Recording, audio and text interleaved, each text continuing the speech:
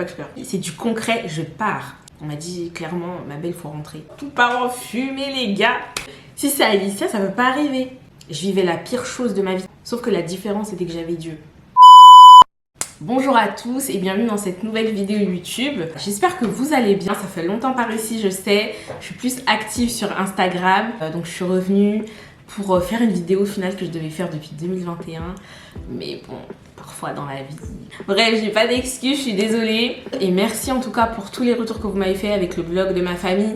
De base, c'était un truc vite fait. Mais au final, ils kiffent. Donc on va revenir avec des vlogs. Donc j'avais à cœur vraiment de faire cette vidéo un peu témoignage. Parce que c'est vrai que j'ai l'occasion d'en parler, enfin de parler un peu de mon histoire à beaucoup de personnes. Et je vois en fait que ça bénit. Et c'est pour ça d'ailleurs que de base, je voulais la faire en avant-première sur YouTube. Mais d'abord, petite tasse de thé.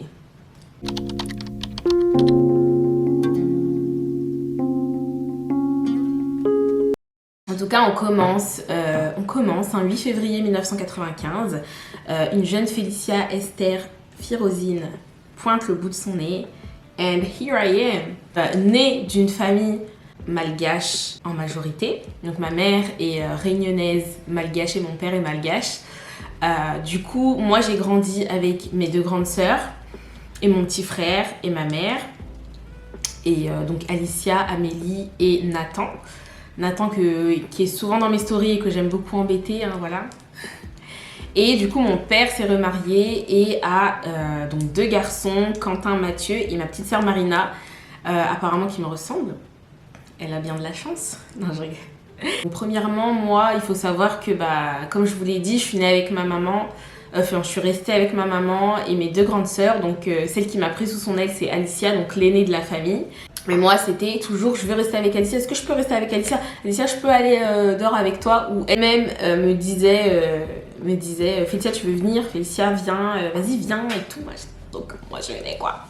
Donc, moi, je venais et voilà. Donc, on n'avait pas forcément une foi en Dieu. D'ailleurs, ma sœur ne croyait pas du tout en Dieu. Elle aimait bien faire des blagues à ceux qui y croyaient. Et par contre, on était catholiques, on était baptisés quand on était enfant, mais on n'était pas forcément pratiquants. Et donc un jour, ma cousine, une de mes cousines, Nadia, qui décide de nous introduire un peu à l'église évangélique avec d'autres cousines et ma sœur.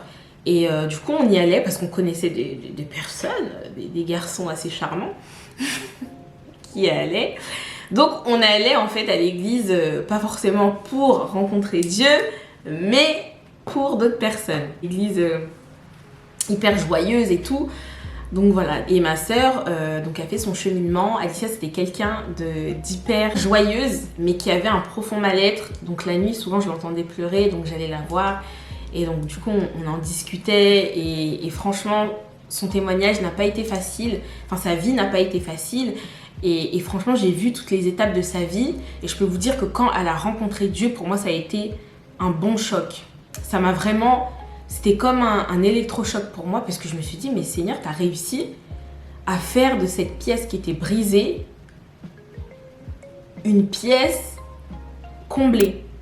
Et moi, j'étais choquée parce que j'étais en vrai la première à connaître vraiment ses souffrances de quand elle était jeune jusqu'à... elle s'est mariée en Christ. Quand elle m'emmenait à l'église, je sentais vraiment qu'elle voulait que moi aussi je puisse connaître ça. Elle me serrait fort la main. Moi, quand j'étais jeune, en fait, j'aimais pas la souffrance. Vraiment, j'aimais pas la souffrance, tout ce qui était rupture, les relations qui faisaient souffrir. Je détestais ça. Et dès mon adolescence, en fait, je voulais pas forcément vivre. J'avais vraiment un désir de pas vivre, en fait. J'étais vraiment anti-life. Voilà. Contrairement à ma bio d'Instagram aujourd'hui, qui est Life Lover, et ben aujourd'hui, rien que de le dire là, ça me fait bizarre. Mais la vie n'était pas forcément... une bonne chose pour moi. Et quand j'ai vu, parce que je voyais mes sœurs souffrir, ma mère souffrir, je voyais ma famille souffrir en vrai, et je me suis dit mais ça sert à quoi de vivre et tout. Et ça j'en parlais pas vraiment, et c'est quand j'ai vu Alicia voir cette paix intérieure, parce qu'en soi on était toujours joyeux. Je rentrais de l'école, on faisait des goûters royales, il y avait des crêpes, il y avait des gaufres, enfin tous les jours elle faisait que chaque détail soit spécial pour nous. Chaque chose soit spéciale. Et je pense que ceux qui la connaissaient savent en fait que Alicia faisait tout pour embellir quelque chose. Elle faisait tout pour que le moment soit bien, qu'on soit bien, qu'il y a à manger, qu'il y a à boire, même si elle-même elle galérait. Et ben c'était sa culture, que les gens soient bien chez elle. Et elle nous mettait bien en fait, tout le temps, tout le temps, tout le temps, tout le temps. Le ménage était fait, tout était fait. Du coup, voilà, moi c'est pour ça que je voulais rester tout le temps avec elle. Et donc moi avec ma mère et mon petit frère, on a déménagé à Dijon. Donc mes 2 grandes sœurs sont restées à Troyes avec mon petit neveu, le fils à Amélie, et Johan, le grand basketteur. Donc moi je suis partie à Dijon et de temps en temps je venais à Troyes pour voir ma sœur, mon grand-père, tout ça. Et donc Alicia elle vivait sa foi à fond, je voyais elle jeûnait et tout. J'ai dit comment ça Alicia tu manges pas de la journée, qu'est-ce qui se passe? Elle m'a dit oui je jeûne et tout, donc elle m'expliquait le jeûne, voilà, avec mon église on jeûne tous les mercredis ou tous les mardis je sais plus. Et du coup elle m'a dit vas-y ce soir on va à une cellule de prière et tout, tu viens avec moi. Donc du coup son environnement avait changé, tout avait changé. Elle a commencé à organiser son mariage, franchement rien à dire. Même le mari qu'elle a trouvé incroyable, enfin c'était un duo incroyable. Quand on les voyait rentrer dans une pièce, c'était un soleil. On était trop contente en fait de vivre ça avec elle et de voir qu'elle était épanouie, que voilà. Et du coup un jour moi je l'appelle, je lui dis ouais Alicia, moi aussi j'aimerais bien me baptiser et tout, parce que moi j'avais commencé à aller dans une église au Tab de Dijon, le Tabernacle, cette grande église remplie de jeunes et tout, jeunes en feu.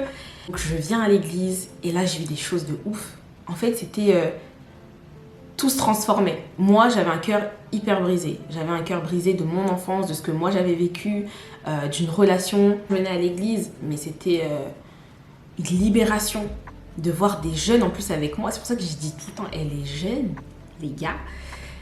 Être ensemble chrétien, vivre sa jeunesse à fond, mais en fait, il n'y a rien de plus beau. Et c'est ce que j'ai vécu au Tab. C'était qu'ensemble, on avançait ensemble, on servait Dieu ensemble, on se réjouissait ensemble, on vivait. Et quand j'appelais ma soeur, je disais ouais et tout, j'ai trouvé mon église. Et que j'ai dit que je voulais me baptiser, elle m'a dit, mais elle a pleuré au téléphone. Elle disait on va venir et tout. Et du coup, 2016, je me baptise. J'avais vraiment mis Dieu au défi de vraiment me prouver, entre guillemets, qu'il existait, parce qu'au final je voulais vraiment avoir une relation personnelle avec lui, même si j'avais vu qu'il pouvait faire dans la vie des autres.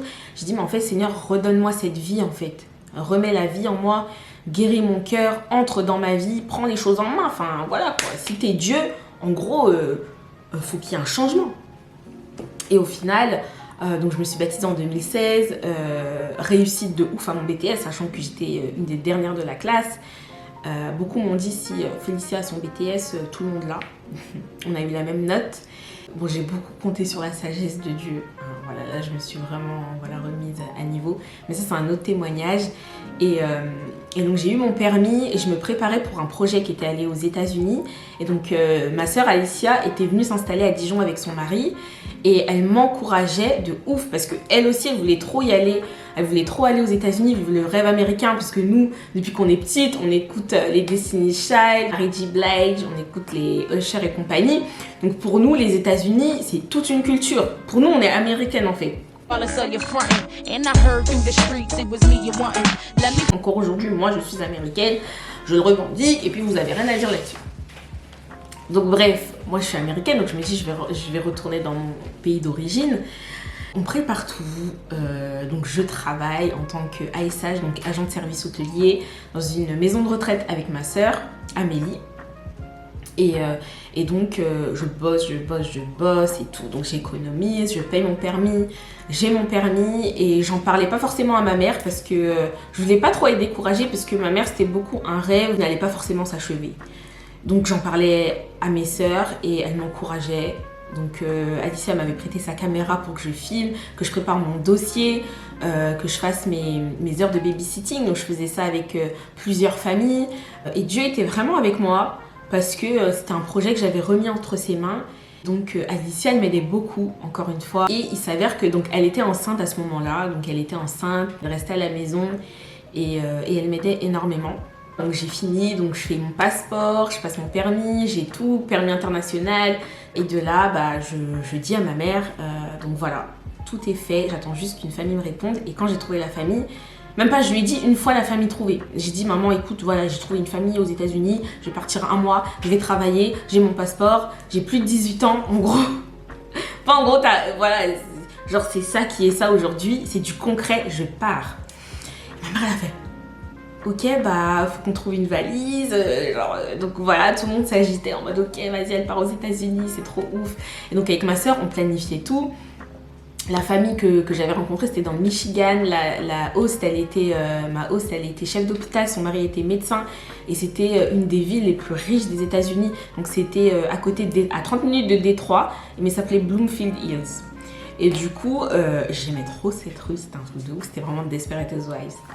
Donc je prépare tout avec ma soeur, donc on a fait tout un planning en mode ok, donc à Noël tu viens, donc je partais en mai, je partais le 15 mai 2017 et j'ai dit mais vas-y à Noël quand ton bébé il aura grandi, tu sais ce qu'on fait, on va faire un Noël aux États-Unis, vous venez tous, moi je vais économiser et tout, on va tout faire machin. Ma hausse elle était d'accord en plus parce qu'on s'envoyait des mails, elle m'a dit mais si ta famille veut venir avec plaisir et tout, j'ai dit ok bon bah on va voir comment ça se passe et tout avec eux et au final on va tout organiser là-bas. Bref, Alicia était à fond dans mon projet, pour elle c'était moi on partait ensemble.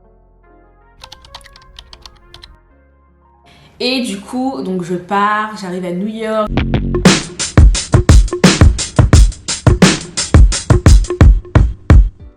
Je rencontre plein de personnes, donc de l'Équateur, du Brésil, du Mexique, de la Suède, de l'Allemagne, de partout. J'ai même fait un live à New York, le seul et unique live que j'ai fait. Je prends l'avion, je pars dans le Michigan, donc ma hausse vient me chercher. Et donc voilà, donc je fais ma vie, trop bien. Un mois se passe, donc tous les jours je texte ma soeur et tout, je lui envoie des photos, elle me dit oh purée trop bien, goûte la pizza. Là elle voyait des trucs sur internet, elle disait essaye d'aller là-bas pour goûter comme ça tu me dis. Et donc elle était toujours enceinte, elle devait accoucher. Et quand donc c'était la période, je dis bon Alicia arrête de m'appeler là, appelle-moi juste quand mon bébé il est là et tout, parce qu'elle voulait pas nous dire si c'était une fille ou un garçon. Donc elle a dit j'ai juste dit ouais... moi, je voulais que ce soit une nièce. Donc, je disais, ouais, quand ma nièce, elle arrive, tu me dis. Tu m'appelles pour dire, là, au lieu de toujours m'envoyer des messages. Elle a dit, oh, vas-y, t'es relou. Moi, je fais ma vie. J'ai goûté au clubbing. C'était grave, c'était trop bizarre. Mais franchement, c'est une anecdote que je vous raconterai plus tard. Mais on m'a emmenée en boîte. Et moi, je savais pas. Je pensais qu'on allait juste boire un verre. On m'a emmenée en boîte dans un truc VIP et tout. Sur un rooftop, c'était l'anniversaire de quelqu'un. Moi j'étais juste là et tout avec la bouteille de champagne. On m'a dit tiens ça, j'étais comme ça, des feux d'artifice de partout. Ceux qui me connaissent, là vous devez rigoler parce que j'étais comme ça avec le truc. En plus c'était une fille qui me l'a ramené, qui avait pratiquement les seins nus. J'étais choquée, j'ai dit mais madame, j'étais en mode mais madame, un peu de tenue quand même. Et bref, du coup je tenais la bouteille de champagne, pou. J'ai dit à ma pote, j'ai dit gros guet-apens, c'est bon, moi je rentre. Ça y est, je rentre. Et là, je vais pour me coucher, je reçois un appel et tout. On me dit, ouais, Alicia, elle est à l'hôpital. Donc moi, j'ai dit, trop bien, elle accouche. On me dit, oui, donc elle a accouché d'une petite fille, t'as une nièce. Et tout, j'ai dit, trop bien et tout. Et après, et puis c'était ma soeur ou ma mère. C'était ma mère, je pense. Ma mère m'a dit, Félicia, c'est sérieux. Ta soeur est dans le coma. Ta soeur est dans le coma. Je dis ma soeur, mais quelle soeur? Enfin genre en mode ça peut pas exister que ma soeur soit dans le coma, genre ça, c'est pas méchant ce que je vais dire, mais en mode ça arrive qu'aux autres. Genre comment ça en plus hein, j'ai un truc, je déteste l'hôpital, mais je me dis mais comment ça ma soeur est dans le coma? En plus je réfléchis, je me dis le coma ça veut dire que Crary, genre là elle peut pas parler, elle est inconsciente, genre si je lui mets une gifle elle se réveille pas. Et je me dis mais comment ça ma grande soeur, genre moi ma famille, mon sang genre proche. Parce que quand on entend des histoires comme ça, tu sais, c'est toujours la famille d'amis ou la famille éloignée où t'entends des stories et tout comme ça. Donc je me dis, mais Alicia, elle est dans le coma. Et je dis, mais... Et du coup, je commence à paniquer. Je me dis, mais de toute façon, elle va se réveiller. Et Dieu, il est fidèle, il est bon. Donc je commence à dire à ma mère, en gros, de toute façon, elle va se réveiller. Enfin, il n'y a pas de panique. Je disais ça aussi à ma soeur. Donc je disais, arrêtez de paniquer et tout. Je sais qu'elle va se réveiller. Dieu, il est bon, il est fidèle. Voilà quoi. Et donc je raccroche pour pas les faire paniquer, mais après moi j'appelle deux amis, et j'étais en pleurs, j'ai dit oui et tout, on m'a dit qu'Alicia, elle était dans le coma, qu'est-ce qu'on fait quand on est chrétien? Enfin en gros je les appelais en mode qu'est-ce qu'on fait quand on est chrétien? Enfin est-ce qu'il faut espérer? Est-ce qu'il faut quand même, je sais pas, genre les filles aidez-moi. Et je me rappelle et tout. Et on m'a dit, mais t'inquiète, Féfé et tout. Mais comment ça, tout va bien se passer et tout. Surtout que l'une de mes amies l'avait accompagnée à l'hôpital pas longtemps avant. Et donc, elle me rassurait. Elle me disait, mais enfin, tout va bien se passer et tout. Et vous allez voir la gloire de Dieu, en fait. Donc, j'ai dit, ok, pas de soucis, je continue mon rêve américain. Du coup, je continue mon rêve américain, mais tous les jours, tu vois, on me dit, ouais, Félicie, ça commence à être sérieux et tout. Là, ça commence à faire 3 jours, 4 jours, 5 jours. Et le médecin a demandé que tu sois là. J'ai dit, comment ça, moi? On m'a dit, bah, parce que, en fait, c'est mort. En fait, on m'a dit clairement, ta sœur, elle ne vivra plus. Et donc, moi, je pleurais. Un coup, j'étais joyeuse. Et le truc, c'était que j'étais avec une chef d'hôpital, donc qui m'en parlait, on en parlait sérieusement et tout. Et elle me disait, mais Félicia, en fait, si ça a touché le cerveau, parce que ça a touché le cerveau durant son accouchement, c'est hyper chaud. Là, c'est pas pour te dire qu'il n'y a plus d'espoir, mais rentre. On m'a dit clairement, ma belle, faut rentrer. Donc, il y a tout qui part en fumée. Je me dis, mais comment ça, ma famille? Ouais, qu'est-ce qui se passe? Mon rêve américain, genre tout part en fumée, les gars. J'ai dit, mais attendez. J'ai dit, mais ça peut pas arriver. Ça peut pas arriver, genre, c'est Alicia. Genre, vraiment, moi, j'étais vraiment restée sur le fait que si c'est Alicia, ça peut pas arriver. C'est hors de question. Et je savais qu'en fait, tout le monde, parce que moi, vraiment, quand, parce que du coup, je rencontre, j'ai des discussions avec des personnes qui étaient vraiment là toute la semaine et qui me disent ça s'est passé comme ci, comme ça. Moi, j'étais à l'autre bout du monde, donc forcément, j'étais hyper reculée de ce qui se passait. Et pour moi, je comprenais pas. Je savais que tout le monde priait là-bas. Même quand je suis arrivée, ma soeur, elle était lessivée. Alors que moi, j'arrivais en mode qu'est-ce qui se passe? Ma soeur, elle était en mode mais en fait, tous les jours, on était là. Un coup, on allait voir la petite, un coup, on allait voir Alicia.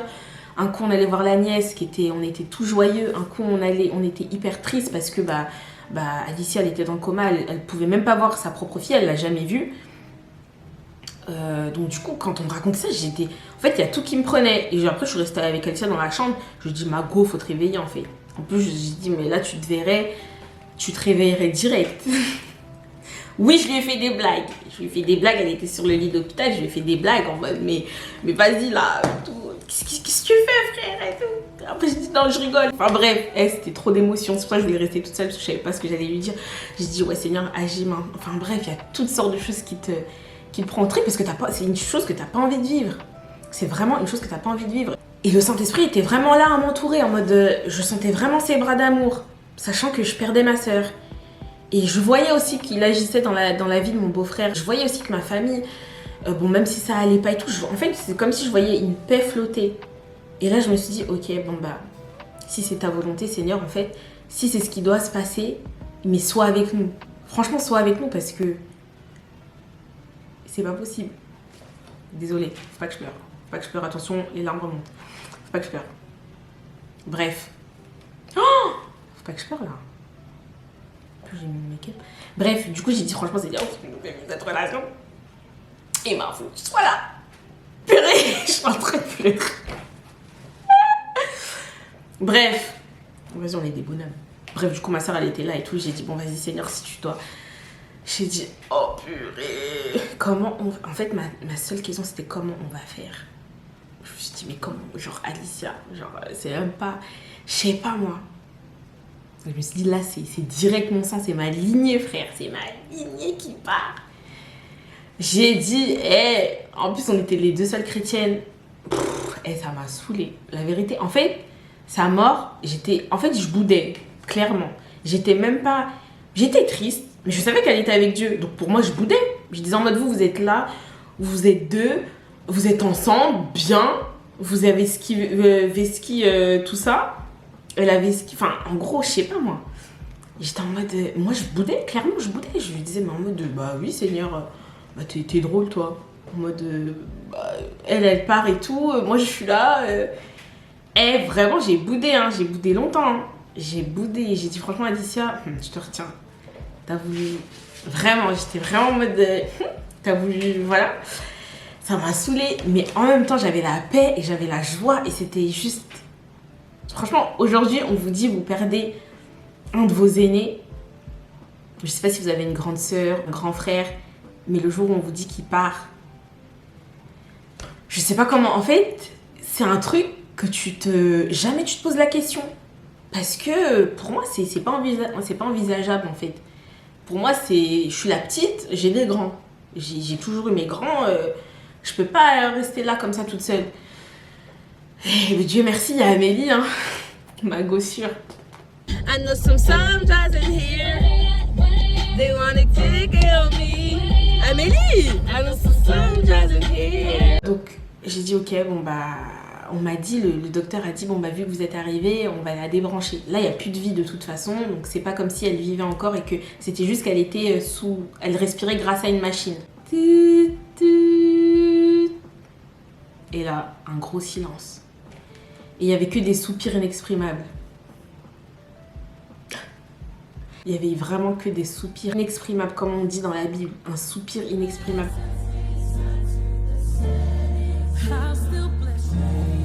Vraiment, en fait, quand je voyais ça, j'étais dans un autre monde. Surtout quand t'écoutes, t'entends là les trucs, les tu. Genre tu vois que ça part. Normalement, tu vois que ça dans les films. Hein. C'est vraiment un souffle comme ça en mode... On était tous comme ça en mode...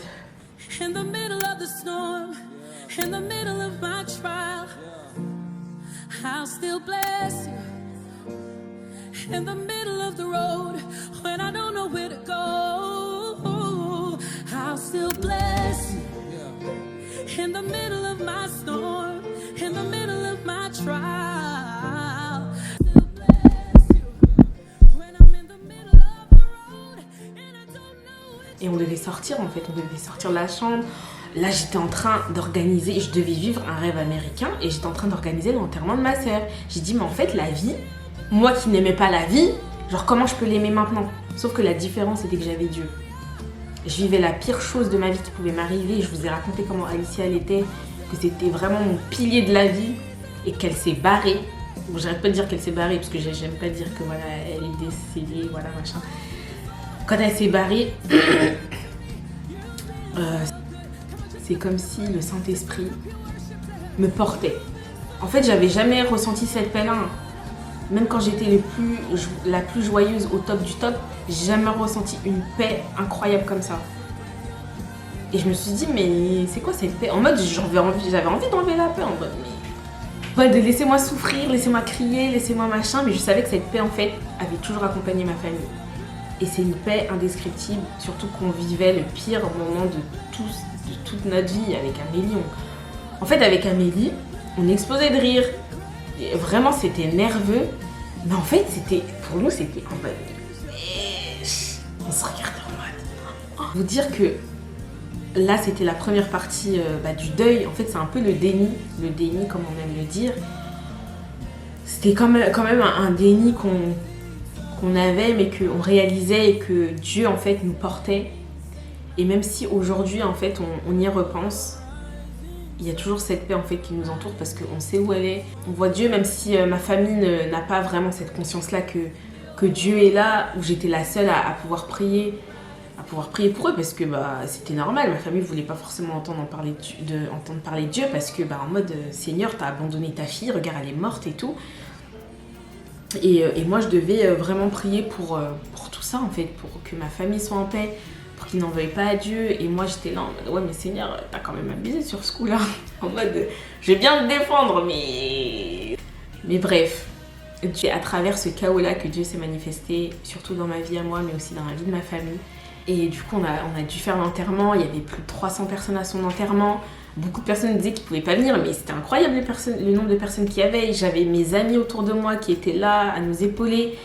Et pour moi, ça valait de l'or en fait. Et je me suis dit, mais c'est incroyable de vivre ça, d'enterrer ma grande sœur. Donc, pour aujourd'hui, désolée, ça s'est coupé, mais je vais refaire une deuxième partie pour vous expliquer comment Dieu a procédé dans ce deuil et comment la dépression est revenue et au final comment j'ai vécu une vraie délivrance de toutes ces choses. Parce que quand on vit le deuil, il n'y a pas que le deuil qui vient, il y a aussi des blessures qui remontent. Dieu veut travailler l'identité, donc j'ai vraiment dû faire un travail profond sur tout ça et vraiment laisser Dieu agir dans toutes les circonstances de ma vie. Et vraiment, j'ai prié pour que je sois libre. Vraiment, même si Dieu dit déjà qu'on est libre, en tout cas, il nous accompagne dans le deuil et il nous revêt en fait de son huile de joie au lieu de ce deuil. Et je vais vraiment vous expliquer dans la partie 2 que que Dieu a été fidèle en tout temps, même si j'ai eu des crises d'angoisse, même si j'ai eu une dépression, j'ai eu mon envie de mourir est revenue clairement, parce qu'il y a plein de choses qui sont remontées, mais Dieu a été fidèle en tout temps. Et vraiment, je tiens juste à vous dire que ma famille va bien aujourd'hui, on est en paix. Dieu continue de travailler dans les membres de ma famille et juste incroyable.